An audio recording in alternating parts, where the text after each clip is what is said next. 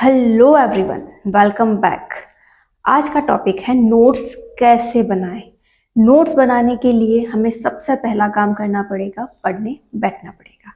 हमने अपना topic decide कर लिया है, जो कि क्या है, बाल्य अवस्था। ये आपके के लिए डिसाइडेड है। तो आपने जैसे अपना टॉपिक डिसाइड किया है बाल्य अवस्था, तो बाल्य अवस्था टॉपिक लेके आप पढ़ने बैठ जाइए। सबसे पहला काम, हमें डायरेक्ट नोट्स नहीं बनाने हैं, हमें उसे क्या करना है, एक प्रॉपर वे में पढ़ना है।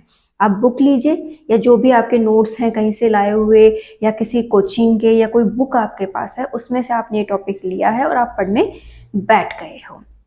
जैसे ही आप उसे पढ़ने बैठे, आपने क्या किया, सब कुछ अपने माइंड से मतलब रिलैक्स कर लिया है माइंड को, और पूरा ध्यान जो है अपना उस कॉपी पे लगा दिया है। जैसे ही आप फुल ऑन फोकस के साथ अपने नोट्स, जो भी आपकी बुक है जिसमें बाल्यावस्था लिखा है, आप पढ़ने बैठ गए।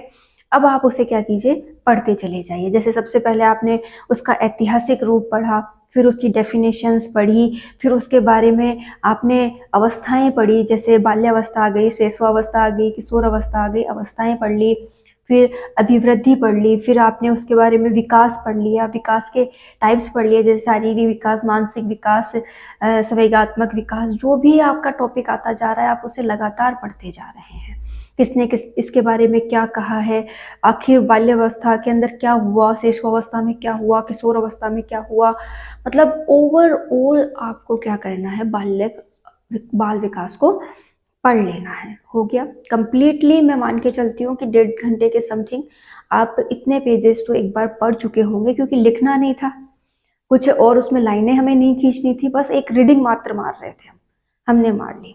ठीक है, अब आप क्या कीजिए, अपनी बुक बंद कीजिए और उठिए वहां से, और 2 मिनट टहलिए।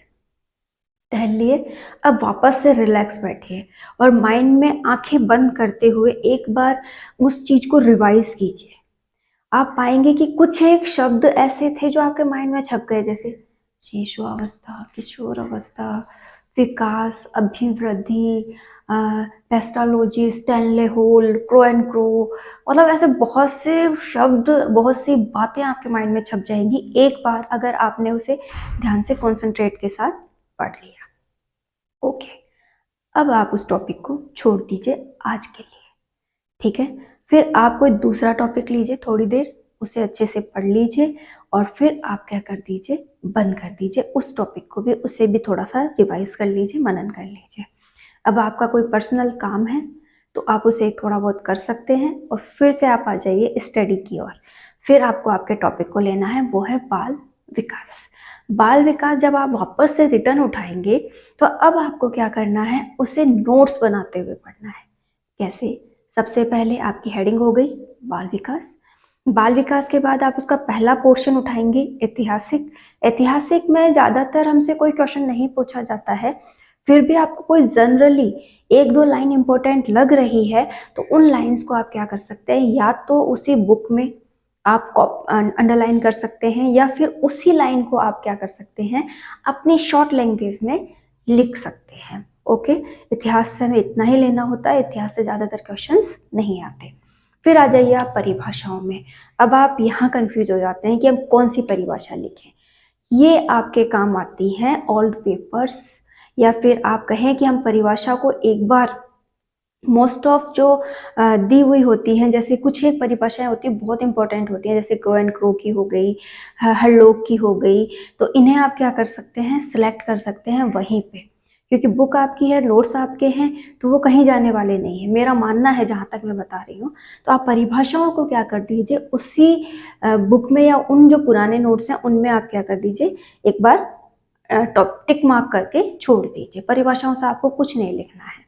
ठीक है, अब आप आगे चलिए। अब आपने परिभाषाएं क्यों छोड़ी हैं, इसका रीजन है ओल्ड पेपर्स, क्योंकि ओल्ड पेपर्स का जब आप पूरा सॉल्यूशन निकाल के लाएंगे कि ओल्ड पेपर की आपने स्टडी की, उसमें से कौन कौन से आपको टॉपिक्स मेन लगे, कौन सी परिभाषाएं पूछी गई हैं, बस आपको वही पढ़नी है। साइकोलॉजी को लेके जो मैं नोट्स बनवा रही हूँ उसके तो यही टेक्निक होती है, क्योंकि साइकोलॉजी में बहुत सारी परिभाषाएं हैं, आप सारी नहीं पढ़ सकते।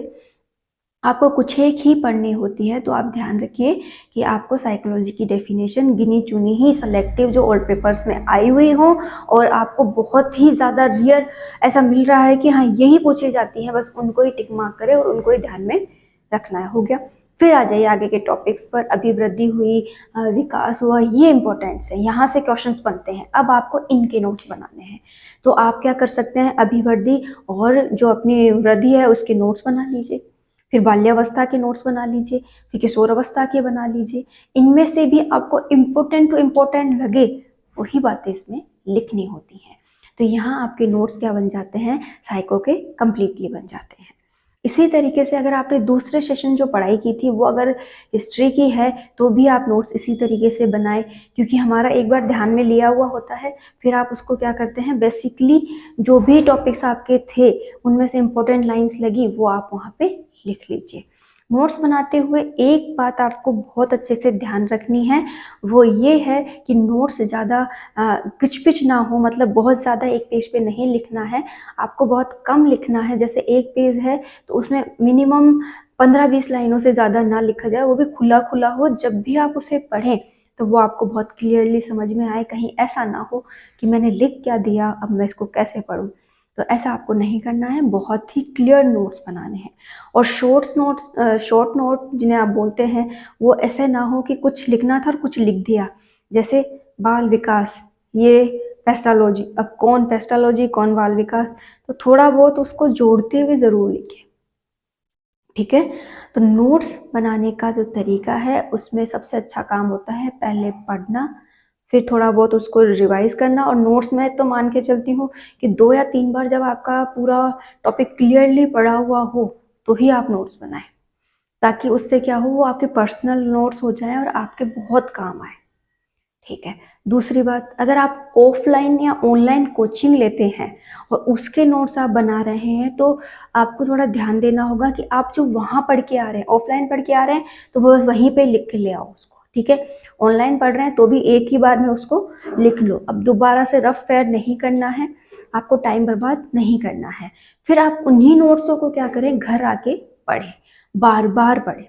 लिखने के बजाय आपको क्या ध्यान देना है, पढ़ने पर, क्योंकि हम कंपटीशन दे रहे हैं।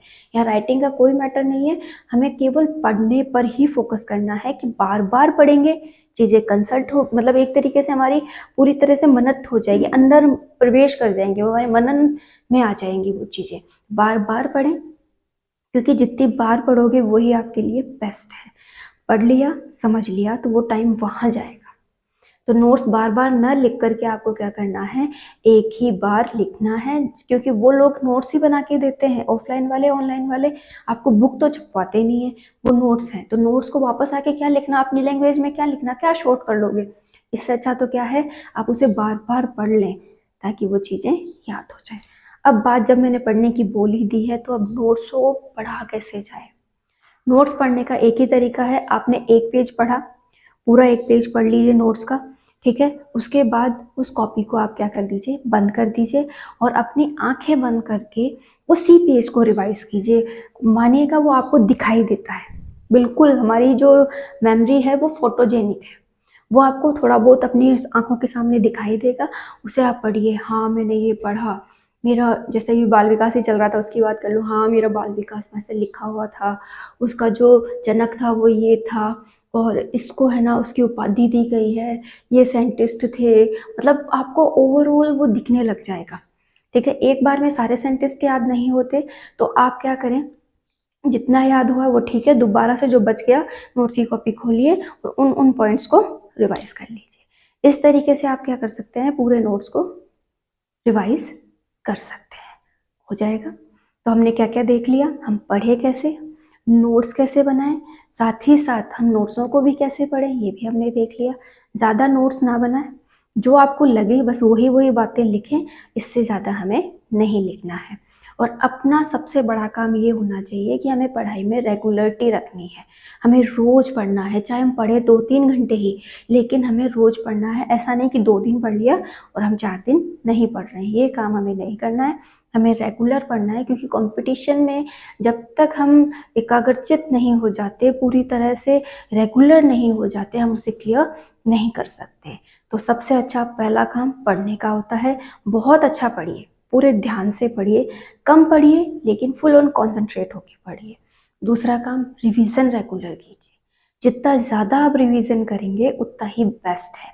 लिखने विखने का कोई काम मत रखिए ज़्यादा, बस पूरा फोकस किस पे रखिए, पढ़ने पर, मनन करने पर और उसको यूज़ करने पर। लास्ट काम क्या आता है, प्रैक्टिस। जितना आपने पढ़ा उसके ओल्ड पेपर सॉल्व कर लीजिए। आपकी कोई टेक्स्ट बुक लाई हुई पड़ी है, मॉडर्न पेपर्स लाए हुए पड़े हैं, कोई मूक टेस्ट हैं, तो आप उन सबको क्या कर लीजिए, बार बार कर लीजिए। एक बार एक पेपर आपका हो गया, मॉडल पेपर आपके कंप्लीट हो गए, अब हम क्या सॉल्व करें, तो उनको ही वापस कर लीजिए। क्योंकि आरपीएससी का ये नियम है कि वो आधी बार क्या करती है, पुराने क्वेश्चन ही उठा के दे देती है। गिने चुने क्वेश्चन तो मिल ही जाते हैं पुराने भी। तो अगर ओल्ड पेपर आपके सॉल्व किए हुए होंगे तो एक तो वो हेल्प हो जाएगी, अगर पुराना कोई क्वेश्चन आ गया तो वो आप अटेम्प्ट कर लोगे। दूसरी हेल्प आपकी ये हो जाएगी हेल्प कि आपको एक पैटर्न समझ में बैठ जाएगा कि हाँ, इस डेफिनेशन से क्वेश्चन बन गया, इस टॉपिक से क्वेश्चन बन गया, और पूरा एक बार आपको पूरा समझ में आ जाएगा कि मुझे करना क्या है। और मैं पहले भी कहती आई हूँ कि जब भी आप किसी कंपटीशन की तैयारी करें, उसका सिलेबस आपको याद होना चाहिए। सिलेबस याद होने से जब भी आप किसी टॉपिक को पढ़ने बैठते हैं तो वो आपको टॉपिक याद आता रहता है कि हाँ, ये मेरे सिलेबस में, ये मुझे पढ़ना है। तो इस प्रकार से अगर आप पढ़ेंगे, अच्छे नोट्स बनाएंगे, अपने सिलेबस को पढ़ेंगे और साथ ही साथ ओल्ड पेपर सॉल्व करेंगे और प्रैक्टिस करेंगे तो आपका सिलेक्शन ज़रूर होगा। Thank you. प्लीज़ चैनल को सब्सक्राइब कीजिए, लाइक कीजिए और कमेंट कीजिए।